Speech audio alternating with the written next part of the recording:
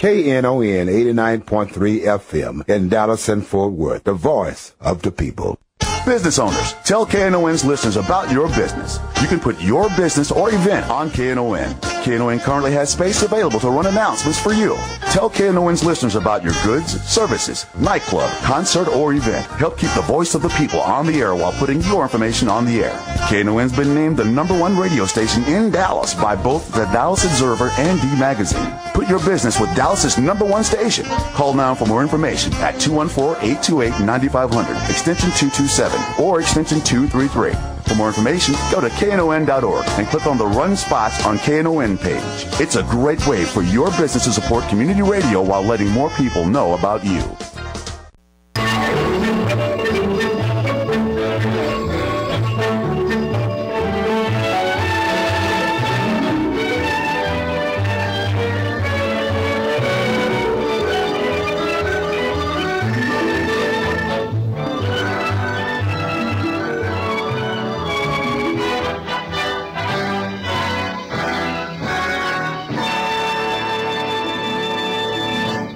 And good morning and welcome to Lambda Weekly. I'm David Taffet and I'm here with the late Patti Fink, and substituting for the late Patti Fink is Jim Schutze, who's from the previous show. Thanks, Jim, for sticking around a few minutes. Patti got stuck in traffic. Absolutely. I felt that I wasn't depressing enough last hour, so this gives me another shot. Great.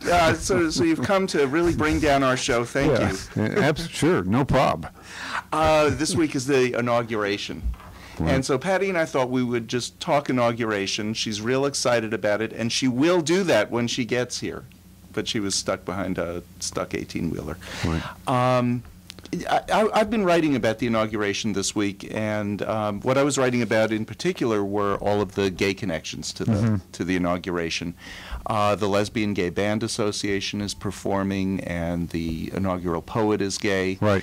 And they appointed, Obama appointed 8 people as the honorary chairs this week, and one of them is from the Service Members Legal Defense Network, and he's somebody who had been thrown out of the Navy under Don't Ask, Don't Tell, and now he's part of the inaugural committee, which is just a nice symbolic thing that says, hey, everybody's welcome in this. The poet was on national TV last night. Oh, what do you know? Everybody's been trying to get in touch with him, and he's been denying all interviews, saying he's too busy writing poems. He was very impressive. He's a real, he's a young guy, very charming, very at ease with the media, and modest, really a cool guy. His background seems real interesting. He was conceived in Cuba, born in Spain, and he talked about that. And his parents, immigrants, wanted him to be a civil engineer, so he'd have a way to make a living. I wish my parents had thought of that. I know. And then he writers. What are we thinking? Right. He started writing poetry, and was just a very. He didn't read any poetry, so and I haven't read his stuff, but just a really charming guy, and not much. The interviewer tried to get him to go to being the first gay poet to be, and not much discussion of that. Just saying that his whole life, because he was an immigrant kid in Miami, has been about trying to fit himself into this so-called American dream that he talked about watching TV as a kid and what it looked like and how he didn't see himself in that picture. And what's kind of interesting about him, he lives in Maine now. He moved there in 2009 with his partner.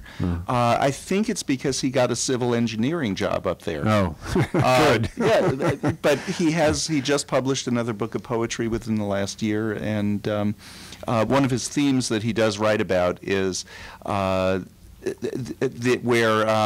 being included and in American society, and how being an immigrant affects him. And I know you guys, not just immigrant, but also immigrant and gay. You guys, I assume we're going to talk about this. The theme of the inauguration seems to be way less Obama than the American people. Right. And that happens often during a second inauguration. Whereas the first inauguration is about change, change from George H.W. Bush to George Bush, change from George Bush to Obama, from Jimmy Carter to Ronald Reagan. The second inauguration usually is much more toned down. So, okay, so I have all these inaugural trivia things. When was the first inaugural parade held? Oh, you're going to ask questions. I've got to get out of here. I'm sorry. I just remembered I have a heart operation in a minute. Okay. Oh, thanks. Well, good for you. Thanks, Jim. Yes, thanks, Jim. Patti, when do you think the first inaugural parade was held? 1904. No, actually, the first inaugural parade. And do you have both of us in the in your? Or does Patti need to move over? Patti. That looks better. Okay, Patti can move over so that we're actually talking to each other and not across the room from each other. Yeah. Okay, the first inaugural parade was Washington's first inauguration. And the way the parade happened was Washington lived in Mount Vernon outside of Washington, D.C., which didn't exist yet. And the capital was in New York City, so the entourage taking Washington up to New York for his swearing in became a parade as other militias joined in along the parade route, along the along the route for him to get up there. And he was sworn in front of Federal Hall in New York City. I don't know where that is. I grew up in New York. I think it's down like in the Wall Street area, I'm assuming, because Fifth Avenue just wasn't Fifth Avenue yet. Right, there wasn't a lot. Didn't all exist of New York yet. City yet. Right. No. So, okay, so at his first inaugural address, as his first inaugural address, how long was it? Do you think he went on long, or was it? No, I think he went maybe 5 minutes. Not even 135 words. Really? Was the first inaugural address. But yeah. he was extraordinary, not only, I guess, at the beginning by having such a short speech, but the pivotal moment really for civilization as we know it was at the end of his presidency. He walked away. And up until that point, nobody in the world had the power of running an entire nation and giving it up. It had never been done before. And so that was the big moment for our democracy, was when he left office. It had never, a lot of people wanted to make Washington a king. Right. And they said, no, we've done that. We've been there, done that. We got away from that. Although our transition of presidents is the only imperial thing that we do, and it's considered so important that the actual oath of office is part of the Constitution. The day and time was set in the original Constitution, changed by the 20th Amendment. It's interesting how this one particular thing that will be going on Monday is something that is so ingrained that it's in the Constitution. And the idea that even though the Constitution says the 20th is the day of transition, it's only by tradition that it's on the 21st when the 20th falls on a Sunday. Monroe was the first president to be inaugurated, or should have been inaugurated, on Sunday, and of course that's your people's Sabbath, so we don't do that. Annie and I wouldn't care a bit. So half of the studio here, but it's just by tradition, and that's not set by law. Because there was no provision explicitly written into the Constitution about what happens when it falls on a Sunday. No, they just hadn't thought about it. And it's only happened 6 times. This will be the 7th. Right. So yeah. it'll be cool. Okay, so inaugural parades have happened every single time since Washington. What's the only inaugural parade that was canceled? Wow. All planned but canceled. 85 Reagan. Right. 85 Reagan, because it was too 1985. cold. It was too cold. It was like 7 degrees. He had it inside. He'd done it inside because it was so cold. And we do know a president who was out doing his inaugural speech in the cold, and died a month later. Right. That was William Henry Harrison. Yes. And died a month later. Okay, so despite a blizzard that forced the inauguration ceremonies inside for William Howard Taft in 1909, the parade proceeded as planned because there was this blizzard, and all night they were shoveling snow so that the parade route could go on. But they did move the actual inauguration inside. The other interesting thing about Reagan's second, the fact that it was so cold for his second, for his first inauguration, that was the record warmest inauguration in history. Interesting. Yeah. Very interesting. So, and before we go on to other things, the only inauguration that had no parade planned. So there was only one time in our history that a president decided we're not having a parade this year. Which one do you think it was? Klint is good at this. He needs to be on camera. It was FDR for his fourth inauguration in 1940 because of gas rationing and a lumber shortage. They just figured, how can we have a parade? Right. So, yeah. Right. Even though these things are done with private funds. They are, but there was gas rationing. Oh, right. So, I mean, so they didn't want people to have to travel to the Capitol for this. There was a lumber shortage was part of the problem because a lot of these parades, especially at that time, were floats. This parade this year is mostly groups that are marching. Of the 50 groups, 25 of them are bands, and then most of the other 25 are not floats. They're mostly things like regiments and other things that'll just be marching and twirling and doing other things. Twirling. Well, when I was talking to the people at the Lesbian Gay Band Association, they were given a list of rules. And the rules they have to abide by are fascinating. First of all, you can't reach into a pocket anywhere on the parade route, because if you reach into a pocket, they think you're pulling out a gun. Right. There's the possibility. When I was talking to Pete Schutze this week, who's a Dallas attorney, he's the attorney who was doing the gay divorce case, is what he's best known for, really. Actually, Deion Sanders' wife's divorce, he's representing her, so maybe that's what he's actually best known for. Anyway, when I was talking to Pete, he said, yeah, I don't think on the parade route, because he's going to be sworn in as a U.S. Marshal tomorrow, I don't think on the parade route we're going to be watching gay band members worrying about whether or not they're doing anything they shouldn't be doing. He said, I think I'm going to be watching the crowd. But anyway, the band said, no reaching in pockets. I said, what if you have a runny nose? They said, a little tissue in the sleeve. Right. But, so delicately. But they have some flaggers and twirlers with them, too. Well, they can twirl in the fingers, but they can't throw up and twirl. I don't mean throw up and twirl. They can't right. throw They can't toss their They can't toss. baton They in the can't air. toss and twirl. The flaggers can wave the flags, but they can't throw the flag up and spit. It can't leave their hand. And Nothing it can't can leave joust. their They hand. can't joust, I guess. No jousting also, right. So, okay, the LGBTA band is participating this time. What was the first time a band marched in an inaugural parade? I'm going to guess Washington's. No. Washington was strictly these military Yeah, but they have fife regiments. bands. Fife Yeah, bands. but it was very They're documented in oil unplanned. paintings everywhere. I mean, we know that they were there. They did. But the first time a band marched was in Jefferson. And Jefferson was the first one inaugurated in Washington, D.C. Adams was inaugurated in Philadelphia, so the capital was kind of moving a little bit. Got to Washington by Jefferson. It was the Marine Marching Band, and that band has marched in every inaugural parade since.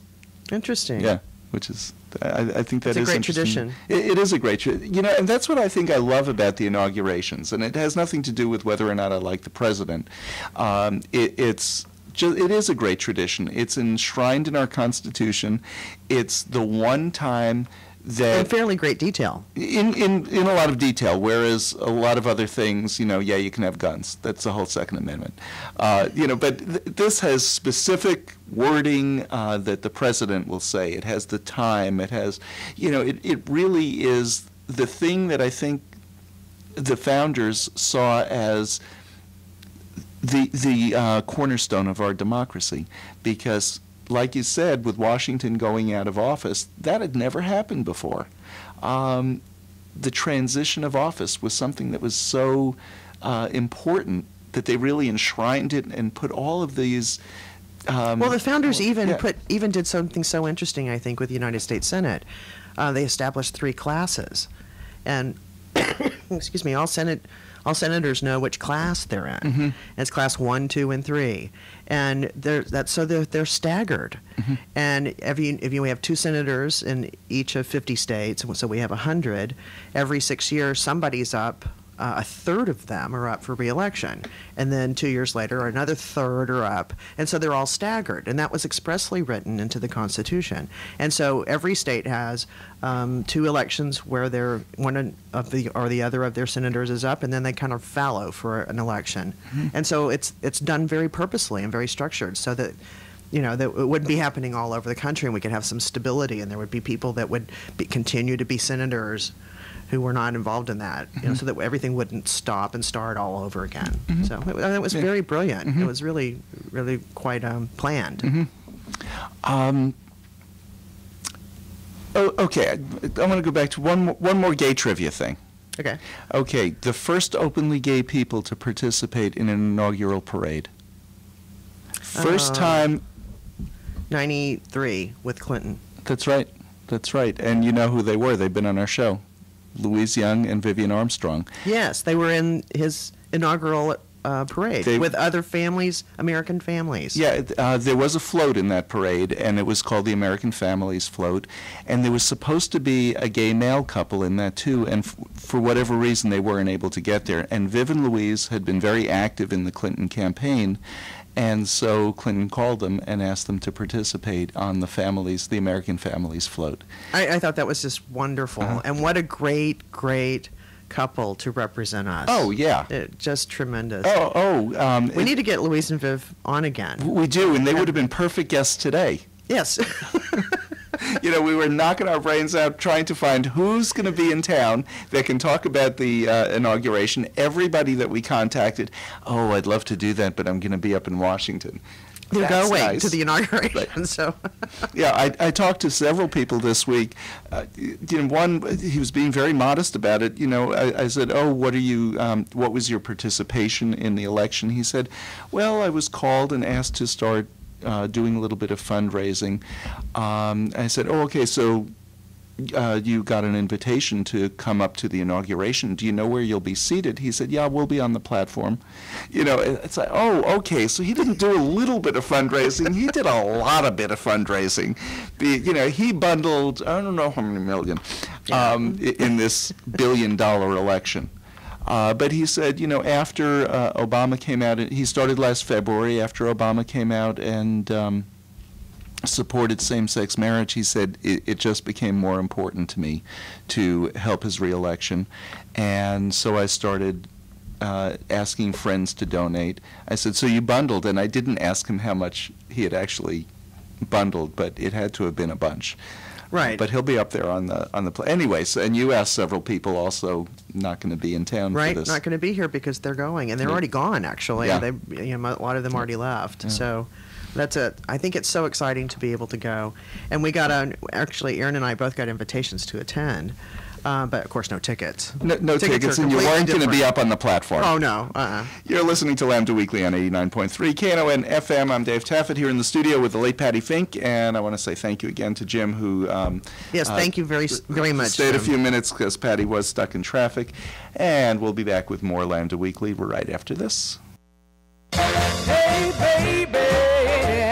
Sonny Bryan's Catering presents the 14th annual KNON Blues Festival on Saturday, January 26th and Sunday, January 27th at Poor David's Pub. Join us for the biggest blues event of the year, starring the Royal Rhythmaires, Bobby Patterson, Blues Boy Bo, the Aaron Burton Band, Andrew Jr. Boy Jones featuring Carrie LaPie, Pete Barbeck and Seventh Son, Bonafide Blues, the Deep Ellum Rhythm Kings, the Dallas Blues All-Stars featuring Hash Brown and Mike Morgan, the KNON Blues Review with J-Back, Sonny Boy Mark, Blue Lisa, and Jeff Stone, Big Charles Young, the Drew Elaine Band with special guest Sir Loin, and the Super Kings. This is the big one. You never know who's going to show up as a special guest. Don't miss out on this huge blues show. Advance tickets are only $15 and are available now at KNON.org, Bill's Records in Dallas, and Forever Young in Grand Prairie. See you at the 14th annual KNON Blues Festival presented by Sonny Bryan's Catering. Hey, baby! The 27th Annual Elite News Martin Luther King Jr. Day Parade and Festival is coming this Monday, January 21st on Martin Luther King Jr. Boulevard in sunny South Dallas. The parade goes from Lamar to Fair Park and ends with a festival inside the Tower Building at Fair Park. KNON will be in the parade and at the festival. The annual Elite News Martin Luther King Jr. Day Parade and Festival, the People's Parade, is a 27-year-old historical community celebration founded on tradition, heritage, and commitment. The voice of the people, KNON 89.3 FM in the People's Parade, the 27th Annual Elite News Martin Luther King Jr. Day Parade, 10 a.m. this Monday morning on Martin Luther King Jr. Boulevard in Dallas. Without the work of Martin Luther King Jr., a station like KNON would not have been possible. The voice of the people celebrates Dr. King's legacy.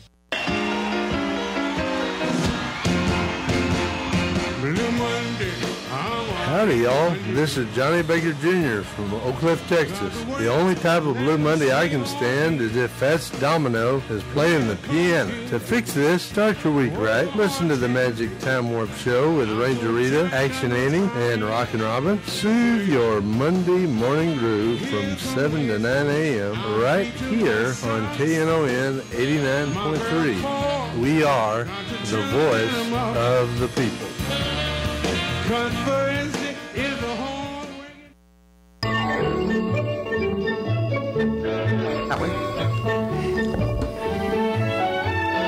And welcome back to Lambda Weekly. I'm Dave Taffet here in the studio with the late Patti Fink, and Klint has joined us because he's a presidential inauguration expert. So I wouldn't say he's a font. You're a font of trivia. He's a font. Let's just call him the font. Patti, I don't know if you noticed, but our theme song, my house was broken into this week. Right. Real bad. As I was leaving for the studio today, I went to grab my KNON backpack because I have one backpack that I use just for here. So my headphones are gone. All my polka music is gone. So sad. Yeah, somebody's out there just somebody's gonna boogieing to polka. Yep, somebody apparently is. But also our theme song was gone, so we quickly downloaded a version of our song, and the song comes from the Donna Reed show, but it was public domain music at the time that they used it, and so we just found a version of it, but it's from a later season. The one we'd been using for the last 10 years is from the first season. That's the original long form. Well, you know, theme songs get shorter and so they peppier. Zipping it up. Yeah, so I think they added a phone ringing. Something like that, yes. Yeah. So this is our new peppier, zippier, updated version of our theme song. Okay, so Klint, Andrew Johnson, when he was sworn into office as vice president. Right, and this would become a man that would become president because he, Lincoln died in office, but when he went to go be sworn in as vice president, because the vice president, not vice principal. Yeah, not vice principal. Their inauguration is immediately following the president's inauguration. He was sick that day, and so sick, but they didn't have any medication for him. I mean, we're talking Civil War time. And someone suggested to him that he drink some whiskey to flush it out of his system. I think that's a good idea. It seemed like a great idea. And Patti does it before the show every week. Every week. He was so drunk by the time it was time for him to take his inauguration that he basically couldn't talk. And they say, the historical documents say he was basically a rambling mess of nothing. So, you know, it happens even to those in the highest of office. That is funny. It wasn't until Roosevelt that we had penicillin. That we had penicillin. It wasn't until Roosevelt that the vice president was sworn in on the platform with the president. Until then, the vice president was sworn in the House of Representatives or in the Senate, I guess. No, I think House of Representatives or the Senate. I would think the Senate. He presides in the Senate, so you would think the Senate. He would be in the Senate, yeah. I read something this morning that said House, but it probably was in the Senate, but sworn in a private ceremony before the president. And where the president gets sworn in has moved locations 3 times since they got to Washington, D.C. and the Capitol was right. built. They used to do it kind of like out on a patio of the White House, and then they moved it. I can't remember. And then Reagan moved it. Reagan is the one who moved it to the current location. location, which is outside of the Senate House, I think. And it faces the mall. Yeah, which makes so much more sense. They used to swear in on the far side. The far side's a very small kind of square area across from the United States Supreme Court, but it's not very big. Right. But they weren't televising it then. Right. And let me see if I can find those. But the mall, of course, is so expansive. Right. And you know, when I was a kid growing up and I would hear the mall, I would think, oh, I'm going to go down to North Park and there's going to be... But, you know, if you've never been to D.C., when people talk about the mall, it's just this huge, long strip of grass. It is, but like a mall that has stores on the side, this has museums and federal buildings on either side, so it is the same sort of a mall. Okay, technology. The first inaugural ceremony recorded by a motion picture camera. FDR. Okay, and I would say older than that. Yeah, like Taft or something. Okay, it actually was McKinley for his first inauguration in 1897. So it was actually recorded. It was not broadcast. There was no way to broadcast. There's a photograph of Lincoln's. Okay, first president to actually be photographed at his inauguration. I think it was Lincoln. Yeah, I would say it was probably... It was actually Buchanan, who was before Lincoln. Really? Oh. Yeah, the first gay president. The worst president in the history of presidents. Yeah, unfortunately. The first president to ride in the procession in an automobile. Oh, my. Wilson. I would say McKinley again. No, it was actually Harding, who came after Wilson, 1921. Wow. And he died. They waited a long time. And he did die after he had a stroke. McKinley died too. McKinley was shot in his second term. Yeah. The first inaugural ceremony broadcast nationally by radio. Let me give you a clue. It was before KNON was on the air. Yeah. I hope that was pretty helpful. old. That's a long time ago. By radio? Mm-hmm. Maybe I'll let him say polk. No. That would be Morse code, I think. That would have been Morse code. And actually, I forgot which one. There was one, first one that was actually telegraphed, and it was somewhere around Polk, but it wasn't Polk, and I forgot which one it was. See, I thought Polk was the first gay president. But no, it was Buchanan, who was actually living for a while with Vice President King, who was vice president under the previous administration. So he just stayed on. And kind of. The only thing is, the reason there is no written proof of all of that is because their nieces, Vice President King's nieces and Buchanan's niece, took all their letters and burned them. Oh, wow. So, yeah, after they died. That's too bad. But, okay, so the first broadcast by radio? I was going to say Wilson, maybe. Okay, it's no, actually... someone way back there. I have no idea. Okay, it was after Wilson and then Harding, then Coolidge. It was Coolidge in 1925. Really? 1925 till it was broadcast on radio. So interesting, because I thought it would have been about the 20s. Yeah. Well, 1925. Okay. 1925. First televised parade. Televised parade? Uh-huh.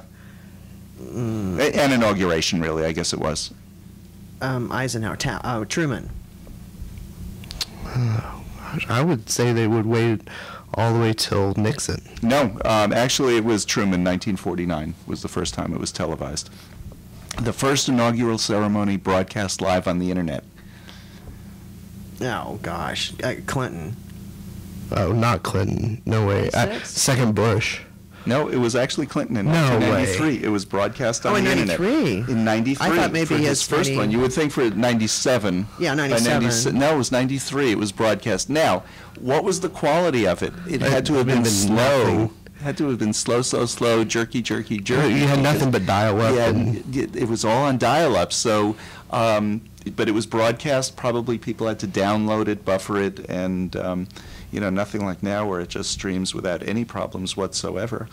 I thought I read somewhere that this will be the first officially live tweeted inauguration. Oh, that's interesting. I have no doubt. That's interesting. Huh. And we're gonna learn about it in 140 characters at a time. Yeah. I'm going to learn about it a little bit faster because I'm going to watch it on TV. We have TiVo. Now, at the beginning of the show, we were talking about the poet that's going to be at this inauguration. youngest inaugural poet, first Hispanic, first immigrant, first gay. Mm-hmm. Who was the first inaugural poet? Oh, golly. That'd be tough. I don't know poets' I hope names. this is not for many points, because It is for a lot of points, and I'm sorry, you're going to lose Who Wants to Be a Lesbian if you don't get this one. Oh, come on. Well, I'll lose my lesbian card. I think I can lose that one. Oh. Go for it. Go for it. Okay, the first inaugural poet actually was Robert Frost, who did the poem for JFK. Oh, wow. Now, how many inaugural... We share a birthday, Robert Frost and I. Ah, Yeah. well, happy birthday. We just have the same birthday. He's dead. You're the late Patti Fink, though. Isn't that funny that we Yeah. don't call him the late Robert Frost? No. How many inaugural poets have there been? Oh. Wait, how many inaugurations have there been? Like 58? Mm-hmm. Well, yeah, but he was with JFK, so He was I the mean, first, right? So I mean, was that even 10 presidents ago? So we count them. Yeah, but there have been a lot of shuffling in there, because I know there was an inaugural poet on Air Force One coming back from Dallas. No, there wasn't. And he never had really like a big He did when he was reelected in No, he was never in '64. Oh, are you talking about Nixon or No. JFK's? JFK. Okay, because Well, JFK had Nixon's vice president was never really inaugurated. Right, Gerald Ford just had a swearing-in Yeah. ceremony. He was the first unelected president of the United First States. and only. Yep. But I was thinking about Johnson when he left Dallas. He was inaugurated. He took the inaugural oath of office. Right, he on was just Air Force sworn One in. with the coffin of Right. JFK flying back to Dallas. But he was reelected, so he would have had a big ceremony. In '64, in '65 would have been the inauguration, right? So we got 60, 61, 65, 69, 73. This number is going to surprise you. I'm going to say 4. You're actually close. I'm going to go with 6. Okay, there have been 5 inaugural poets, including the current one. JFK had one, Clinton had one each time, and Obama had one each time. That's it. Really? Republicans do not like poets. Apparently not. You know, I remember the one from Obama's last inauguration, and I can't say I blame Republicans, because I was thoroughly underwhelmed with that poet. It was who, Maya Angelou, or was she No, one she of was Clinton's? one of Clinton's. She was one of Clinton's. Was this pre or post Aretha's hat? I don't remember. They also had a man speak that also did a thing of poetry right before the poet came on, and I just remember everyone like SNL tying those two together, because his was like this little rhyming thing and hers was, you know, this eloquent poetry, and everyone going, well, I kind of prefer the rhyming thing, and Yeah, iambic pentameter. yeah. So only 3 presidents have had poets, and most of them are not known other than Frost. Well, of the 5, Frost, Maya Angelou are the 2 that were well known. Right. They're already known as poets. That were already known. The others are not names that are common. Okay, so the inaugural ball. Wait, we forgot one. Who? Jeb Bartlett. Oh, He had a poet in his inauguration. right. A little shout out to the West Wing. Okay, so the first time there was an inaugural ball. This time actually, last time there were 10 inaugural balls. This time there are only going to be 3. I'm kind of gonna say, It's got to be way back there, like Quincy Adams or something. yeah, something really early. Yeah. And it was Madison, 4th president. How much were tickets? Free. A penny. No, they were $4. Wow. $4. How Had much to be were they really now? wealthy to go to a presidential ball. Right now you can't. I would imagine it hasn't changed too terribly much. I don't know You what can't the get them. balls, but the inauguration itself, you can't get tickets. You can't get tickets to any of it, but the balls now are hundreds or thousands. I I'm think not thousands. sure. Who was the first president to wear pants to his inauguration? Pants. The others were pantsless. Wow. First president to wear pants. I don't know He's about so great if it pants. could be Hillary, right? I don't know about pants. I know Johnson was the first one not to wear a top hat. Ah, he wore a Stetson? He wore nothing. Oh. He's Nothing. Yeah, well, no hat. Everyone blames JFK for killing hats for men, but it was actually Johnson. And I thought it was just so and tails. I mean, like top hats and tails. I mean, Kennedy had it. He looked stunning. And Kennedy had the hat on, but when he got up to actually give a speech, he took it off. And that's what we all see is JFK without the hat, because that's when he gave a speech, and that's what we all see. But that's respectful to take your hat off in such a moment. Right. You know? Yeah. He would do it during a prayer. Okay, so they don't want to answer my question about who was the first president to wear pants. Slacks. Trousers. Whatever you want to call it. I'm going to say balloons and Coolidge again. Pants. Gosh. Every president since then has worn pants. They were wearing like what do they call them, like the penny, whatever, the ones that came to like your knee or whatever. Exactly. Okay, so before John Quincy Adams, the earlier presidents wore knickers. Right. And they only came to the knee, but since then they've all worn long pants. Which I thought was kind of interesting. I thought tails were older, but actually tails and top hat, that comes from 1800s. That's 1800 style. That's not older style than that. Let's do a little bit of diversity stuff. Who was, and I keep losing my place. Well, okay. While you look for that on the balls, I don't know if this came up in your research or not, but it is always told that FDR on his first election had no balls. He had no balls. He had no inaugurational balls because he felt like Patty, be nice. This is the first time Klint has, he's produced our show for a couple of years now. First time he's been on the air. He's not used to dealing with us. Okay, so FDR had no balls, according to. He felt like the country was in so much turmoil because of the Great Depression. He didn't want to spend the money on it. He didn't have a parade either. Right, and but that was the last one. That was the last one because this was the first one. World War II. Yeah. He wanted to immediately get to work. So, like, the end of his speech was, okay, now let's get to work, boys. And that's essentially what he did, is he went back and got to work, and they didn't go to any balls. Well, they did have the parade, because he made the speech at the Capitol, and they had the parade. But different parades have, just because there's been a parade, the parades have been different. He didn't necessarily have the reviewing stand. He didn't, and the purpose of the parade from the Capitol to the White House in the early parades was to escort the president to the White House. And that was really the point of the parade. It wasn't so much a like a pride let's see parade. Snoopy and all that fun stuff. No Snoopy, no big balloons that were floating above Fifth Avenue. And when you think about it, I mean, it's really the transition from the previous president leaving office and the next one starting business. Mm-hmm. And that's a big tradition, that the preceding president will actually ride in the car with the incoming president. And there's been a few times where the outgoing president just hates the incoming one so much that he will refuse to do so. But traditionally they will do it. Do you know the last one that refused? I read it this morning and now I can't remember. Truman refused to ride with Eisenhower. That's right. They hated each other.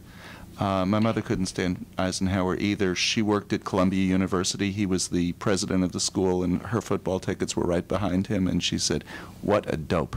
I mean, that's the only thing that she ever said about him. She just hated him.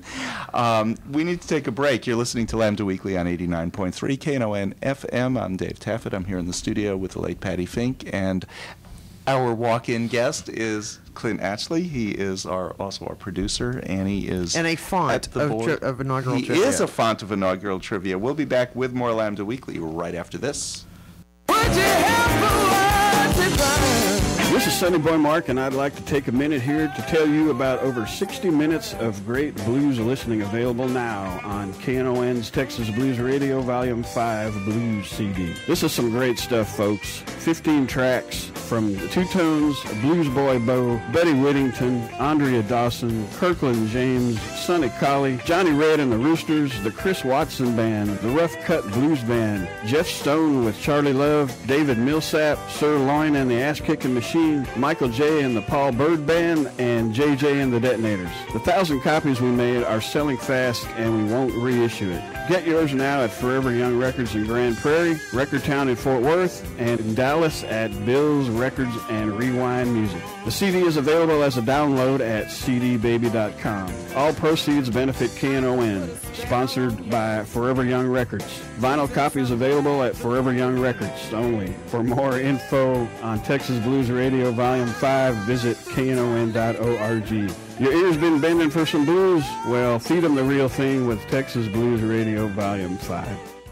If you are the low-income parent or guardian of children in need of childcare, there are programs available in the area that may be just right for you and your kids. Texas Workforce Commission offers solutions for families in need of assistance. Find them on the web at twc.state.tx.us. Click on Programs and Services in the blue bar at the bottom of the page to find out if you are eligible. 211 Texas, a program of the Texas Health and Human Services Commission, also offers child care provider referrals for families seeking subsidized child care. Contact them at 211texas.org or dial 211. If dialing 211 directly doesn't work on your telephone, you can call 877-541-7905.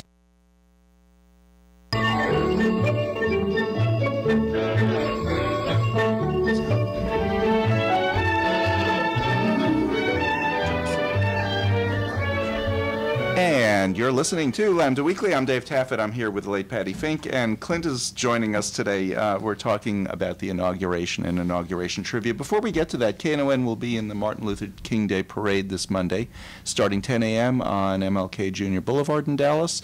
Look for us in the vehicle donated by Fiesta Limousine and the KNON Volunteer Crew Fleet. We'll be broadcasting live. It's your community radio station, KNON 89.3 FM, the voice of the people, in the People's Parade this Monday morning on Martin Luther King Jr. Boulevard in South Dallas between Lamar and Fair Park. This is the second largest MLK Day parade in the nation. Where's the largest? I would imagine Atlanta. Oh, probably, yeah. KNON thanks Fiesta Limousine and Elite News for supporting us in this year's parade. We need to beat Atlanta. And that will feed right into your inauguration talk because Obama will be sworn in with one of Martin Luther King Jr.'s Bibles tomorrow. Oh, really? Or on Monday. Oh, he will use a Lincoln Bible, a Bible that belonged to Abraham Lincoln, and a Bible that belonged to Martin Luther King Jr. And for his private swearing in, which will occur tomorrow according to the Constitution, he's going to use one of Michelle Obama's, her father's Bible. And for the swearing in, the big question this year has been, will John Roberts have the oath of office written in front of him on a card? Let's hope so. When all of the Obamas not qualified, in the world, it skips words. All the Obamas not born in the United States, all that nonsense, a lot of it started with the inauguration because John Roberts screwed it up. He didn't have the card in front of him, and he switched a couple of the words, and so immediately everybody was screaming, "Oh, he's not really, he hasn't been sworn in. He's not legitimate."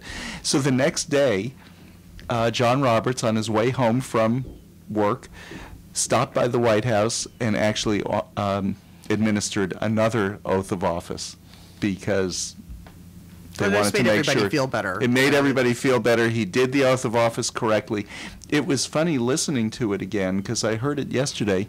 Obama knew it was wrong as John Roberts was saying it, and he stopped at the point at which he knew it was wrong.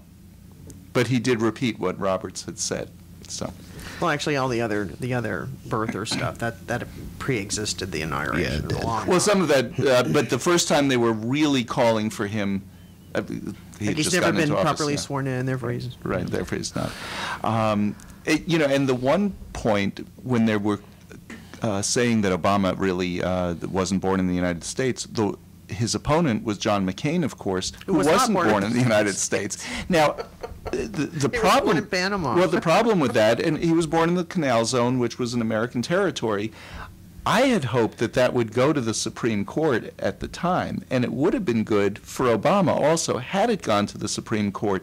It's not that we really think McCain wasn't qualified to be president under the rules that say that you have to be born in the United States, but the Supreme Court's never ruled on, well, what if you're born in a territory? What if... Well, and the rules technically, I don't think they say you have to be born in the United States. They say you have to be born a citizen of the United States. A natural born citizen. And so what does that mean? What does that mean? And it should go to the Supreme Court so that they can rule and say, yes, that's obviously.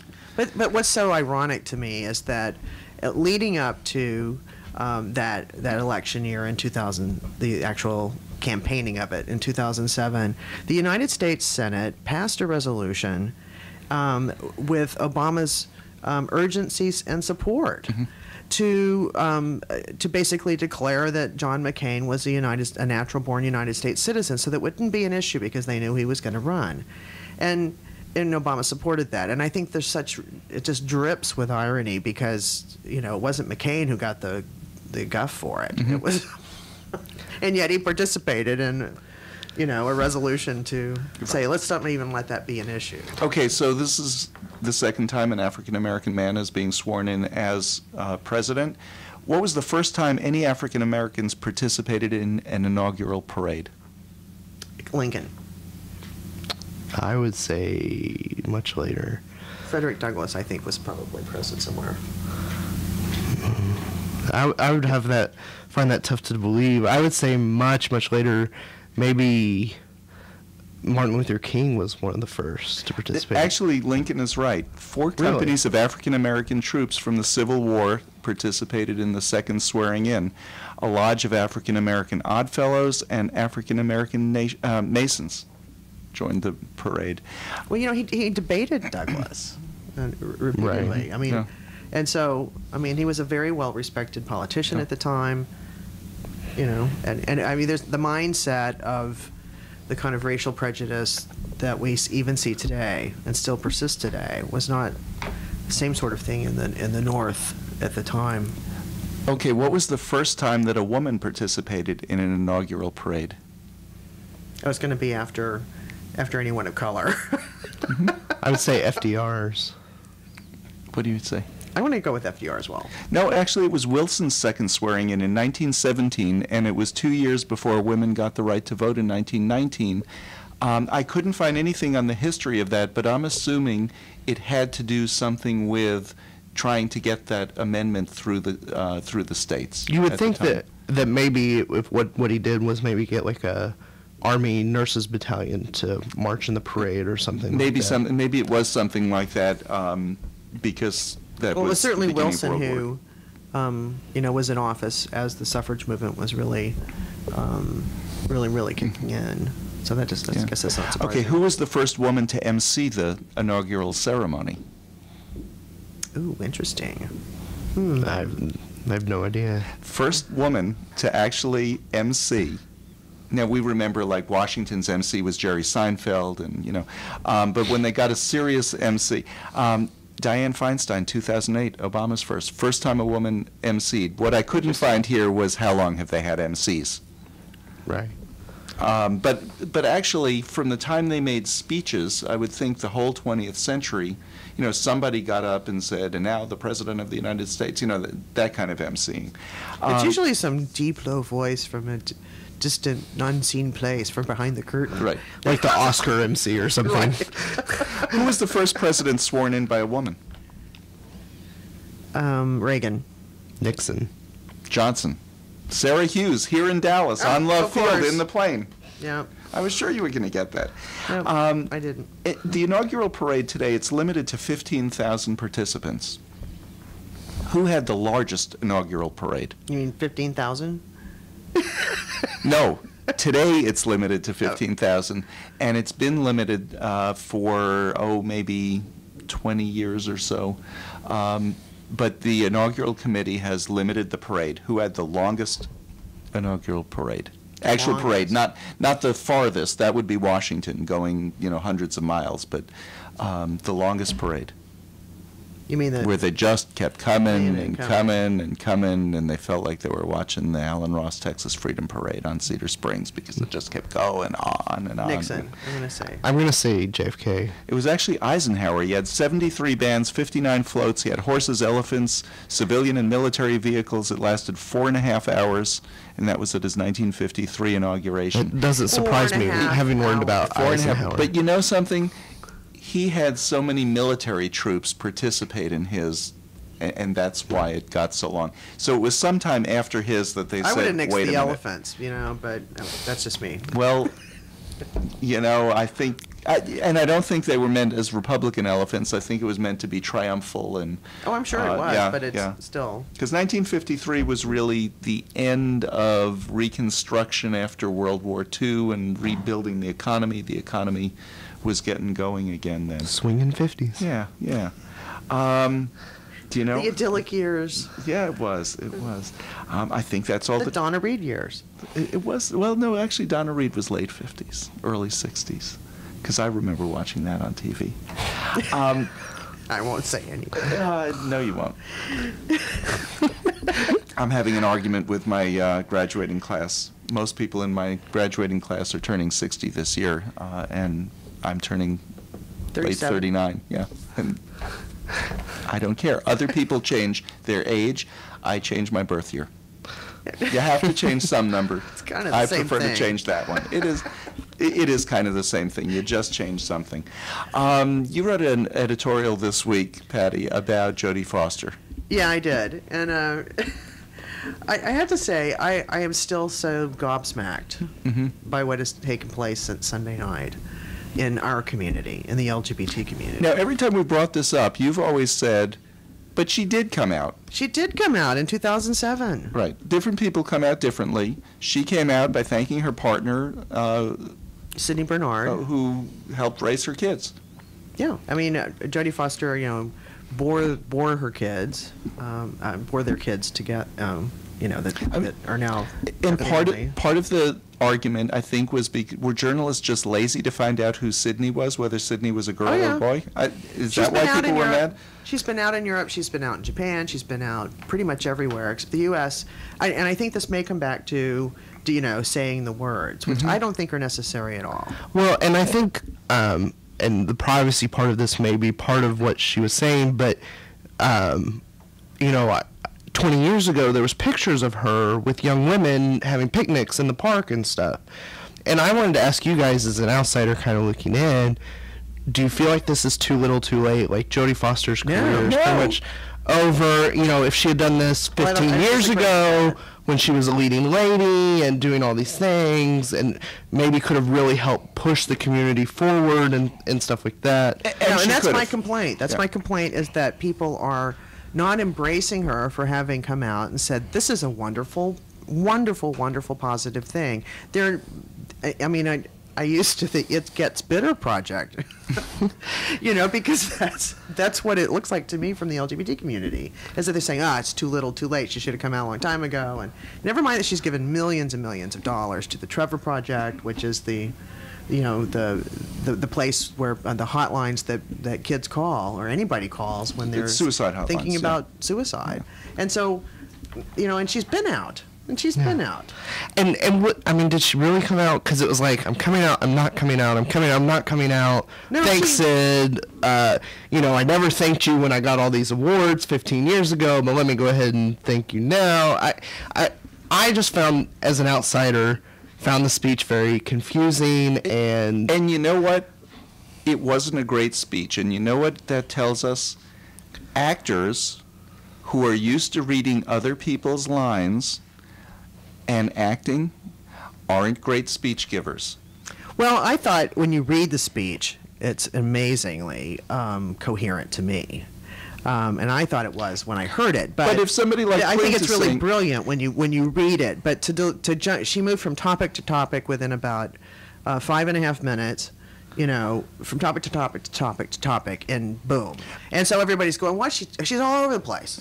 Well, she's trying to cram 50-year comments on a 50-year career into 5 minutes. Yeah, but if somebody like Klint, who's only gay during our show, if somebody like Klint is saying he found it a little bit confusing, I get that. I do too. I absolutely And there's get that. nothing wrong with saying, I don't think that was the best speech I've ever heard. If you listen to the Academy Awards afterwards, everybody's saying, well, which speech did you like? And everybody will go to one particular speech, whereas 20 different actors gave speeches that night, because they're all terrible. Mm-hmm. Why? actors aren't good at giving speeches. Unless They're you're Sally just Field and you not. say, you like me, you really Well, like me. but that was the one speech that year that everybody remembered, and even that one, I mean, not even, especially that one, it's remembered because it was dopey. Well, and the other thing I found confusing was she had, and I know he's a friend, but she had Mel Gibson with her. Well, everybody hates, that was part of the criticism. Everybody hates him. Well, everyone hates him, and he hates everyone.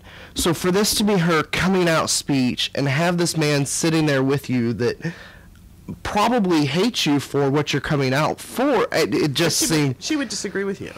She would say he's not like that. He had his public... Some audio tidbits may say a little differently than what she feels, and that's out there, and that's part of the problem of Mel Gibson sitting there. She's been standing by... she sees it as, I've been a loyal and faithful friend to him for 20 years, and I'm not going to ditch him because he had this public moment. And she got a lot of grief for that. She still gets a lot of grief for that, and she's been standing by Kristen Stewart, who she co-starred with in Panic Room, who's now a Twilight star, and she, stepped down on some boyfriend, and everybody's all over her about it. Who's now she's back with, by the way. But at the same time, she believes in standing by your friends, and that's I think that's and she stood by Robert Downey Jr. and now that's coming back and paying for her. I mean, she did. She stood by him when everybody else in Hollywood and everywhere else was like all over him, dump him. Yeah, I just don't know, and I guess the thing with Mel Gibson in that audio, there are words against the gay community that he uses in that audio. And what audio? What audio? From the night? From the Golden Globes? No. From his arrest years ago. Yeah, He railed against everybody. Yeah, and I don't know. It just seems like here's this beautiful moment for me, but here's this man that has the perceived to stand against what I'm doing. Here's what I thought about the criticism of her coming out that way or talking about being gay that way in that venue. It was a show that was seen by millions of people. It was seen around the world. Talk about having a great audience doing that. One other high-profile coming out this week was Victor Garber. So, but he's been out. He's another one. He's been out. He has. It's like years. Like Ricky Martin when he came out. Well, he wasn't out before. He wasn't out, but it was kind of like, come on, like. That brings us to the end of another Lambda Weekly. We can talk more about this another week. Well, sure we can. There's lots to talk about. We want to thank you for listening. We'll be back with more Lambda Weekly next week.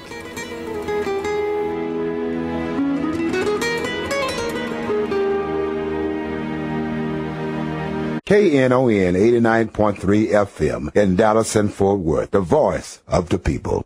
Business owners, tell KNON's listeners about your business. You can put your business or event on KNON. KNON currently has space available to run announcements for you. Tell KNON's listeners about your goods, services, nightclub, concert, or event. Help keep the voice of the people on the air while putting your information on the air.